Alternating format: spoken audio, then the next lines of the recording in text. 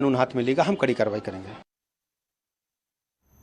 और पीएफआई पर हुई छापेमारी पर केंद्रीय गृह राज्य मंत्री अजय मिश्रा टेनी ने कहा कि कई सारे इनपुट मिले हैं जिसके बाद छापेमारी हुई है।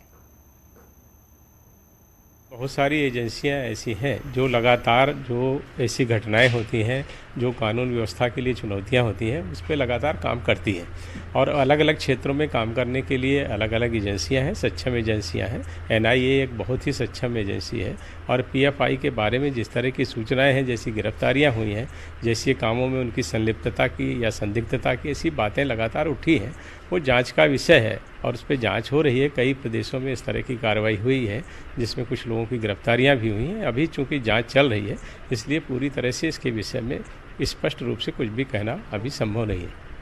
चूंकि एनआईए जब कार्रवाई करती है तो ज़्यादातर उसमें आतंकवादी कनेक्शन होता है, टेरर फंडिंग, ये सब चीज़ें होती हैं, तो क्या पीएफआई को लेकर भी ऐसे कुछ सबूत मिले? देखिए, इसमें जो फंडिंग के विषय में है उस पर भी जांच हो ही रही है और चूंकि कुछ लोगों को अभी रिमांड पे भी लिया गया है, उनकी रिमांड भी कोर्ट ने बढ़ाई है, तो उस तरह से जांच की जा रही है, उनसे पूछताछ हो रही है। पूछताछ के आधार पर गिरफ्तारियाँ और छापेमारी हो रही है। उसमें जो भी परिणाम आएंगे, कानून सम्मत, विधि सम्मत जो भी कार्रवाई होगी वो करेंगे। सर, कई सारी जगह से ये मांग भी उठी है कि पीएफआई की जिस तरह से कई सारे मामले सामने आ रहे हैं, चाहे प्रधानमंत्री की रैली में हमले करने की साजिश हो या अन्य जगह आतंकवादी हमलों की साजिश हो, तो उसको बैन करने की मांग भी चल रही है, तो क्या मंत्रालय का विचार है? देखिए, इस समय देश बहुत तेज़ी से विकास कर रहा है और देश के अंदर भी और देश के बाहर भी सरकार के प्रति विश्वास है और हमारे प्रधानमंत्री जी के प्रति विश्वास है। तो ऐसे लोग जिनको ये सब अच्छा नहीं लगता है, देश का बढ़ता हुआ कद, देश का विकास अच्छा नहीं लगता, वो इस तरह की अस्थिरता फैलाने का लगातार प्रयास करते हैं।